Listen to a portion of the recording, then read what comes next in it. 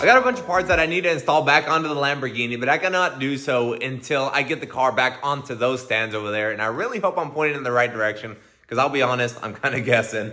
But if you guys saw my last video, then you would know that the engine made its way back into the Lamborghini for the final time. And I don't know if you guys know how exciting that is, but this means that we are making forward progress and we are super close to hearing this thing run. And I really hope you guys are excited about that, because that is kind of the point of this whole channel, is to hear a Lamborghini with an twin turbo LS swap running.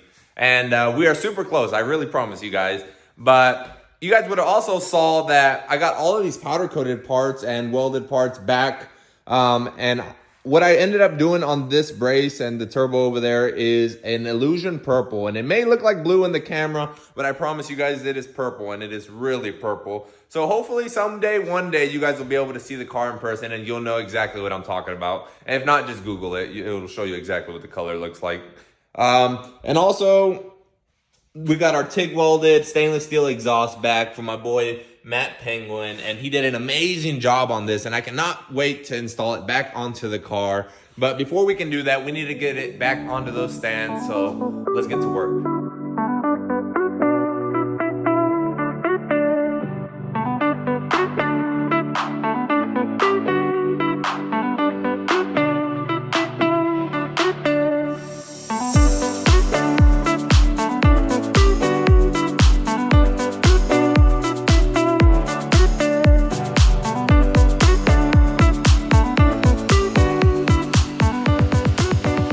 It really makes me nervous jacking the car up this high off the ground, but here it is. It is back on the stands, and I got quite the mess going on back here. I may or may not have already started working on the car off camera, but do not worry, you guys.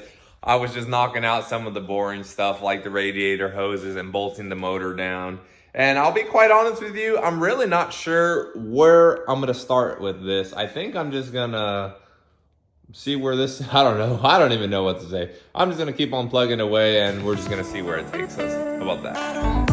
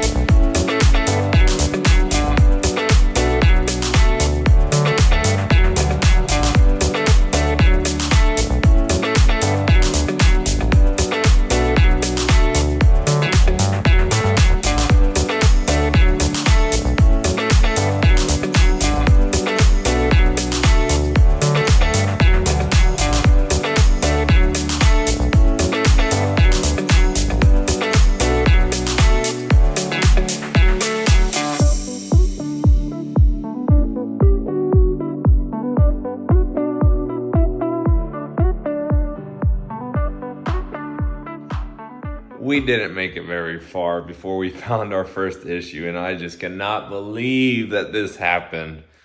So, let me just show you guys. So, I was installing my E-gear lines, as you guys probably saw, and when I looked inside of this hole, I saw a few metal shavings. And I was like, well, I wonder what that could be. Well, I fucked around and found out. I went and I tried to install that line. The last line, of course. All the other ones are installed, and that's literally the last line. And it pulled the threads. The threads on the bolt are good, but the threads inside of that actuator are not. And you are not going to believe what that part cost. I'll show you guys up here. That part is almost $6,000. And I need to figure out a solution, because I am not going to be paying that. I have an idea in mind, and there's quite a few, theories out there that you can try, but I'm just gonna have to show you guys once the parts get here. Let's get back to it with better luck.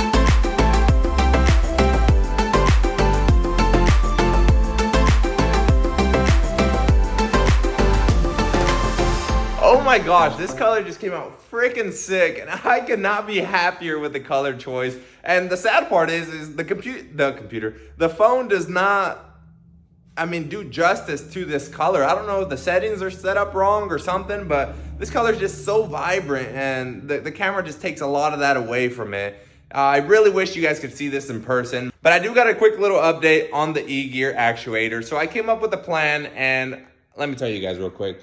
So like I had said, I screwed up the threads in this. Well, technically somebody else did that for me, but thank you. And so my plan is to remove that and run a tap through it. I'm gonna run a tap through it, and I'm gonna try to restore the threads on it. And God willing, that's gonna be the easiest part. But if it does not restore the threads and it does not work out, then I am gonna drill it out just slightly bigger, and I'm gonna put a helicoil in there.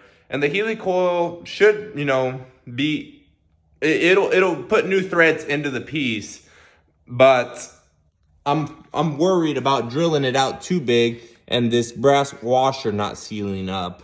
And a lot of people, they put out a lot of great ideas, and they talk about welding it and then retapping it and stuff like that. Well, this piece right here is just full of like electronics, and I'm too scared to accidentally weld on it and short something out or just screw it up. But funny enough that this piece got all messed up, and the last piece to swapping this car over to a gated 6-speed manual became available.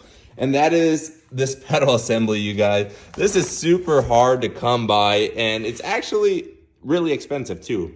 So that piece right there, you guys, I paid, I think almost like $1,200 maybe.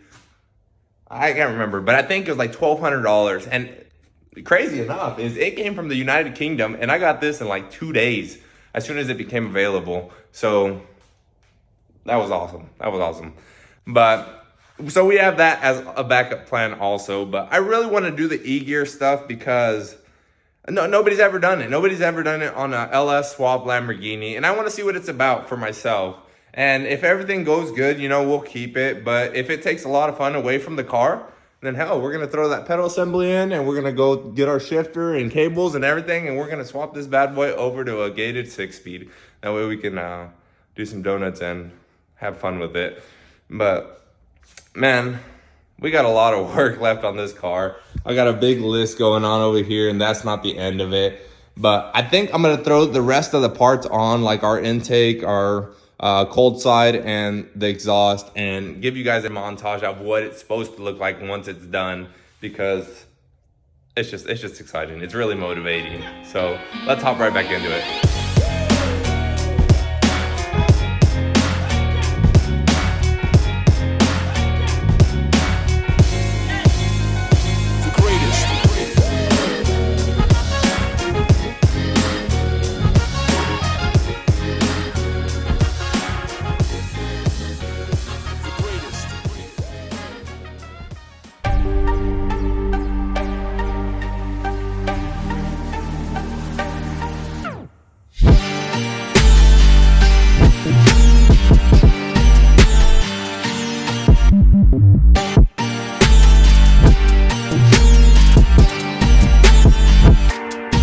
I'll be honest, I kind of just been sitting here and staring at this. I just cannot get over how good this looks and how proud I am of being able to accomplish something like this early in my life.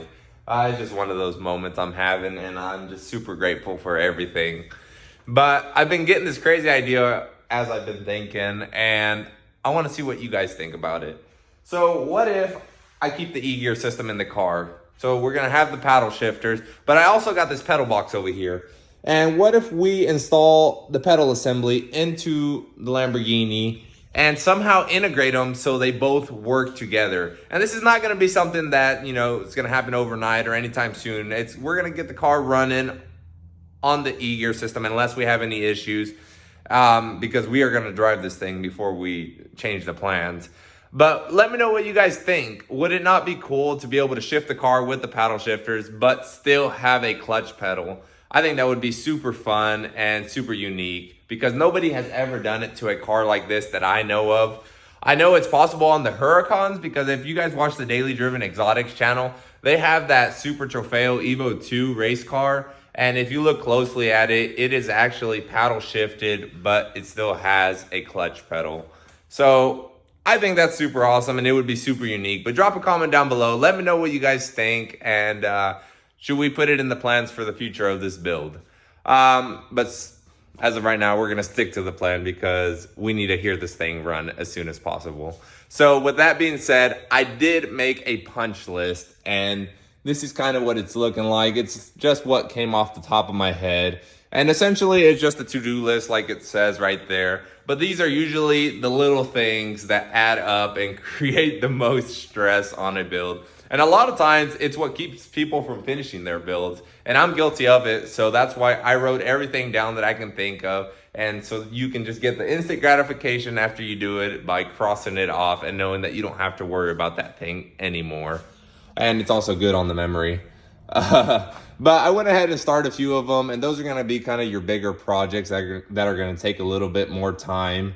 Like one of the big ones is this intercooler pump and tank. So on this car, it is a turbo build, so you have to run it. You don't have to run an intercooler, and that's just a whole nother subject, but you want to run an intercooler. And there are two types of intercoolers. You got your air to water intercooler where fluid actually runs through this manifold right here and cools down the intake air temperatures, or you have your air to air intercooler. And the air to air, you most see them in the front of the vehicles where, you know, the air is going to hit it and that is going to cool down the air as it circulates through the engine.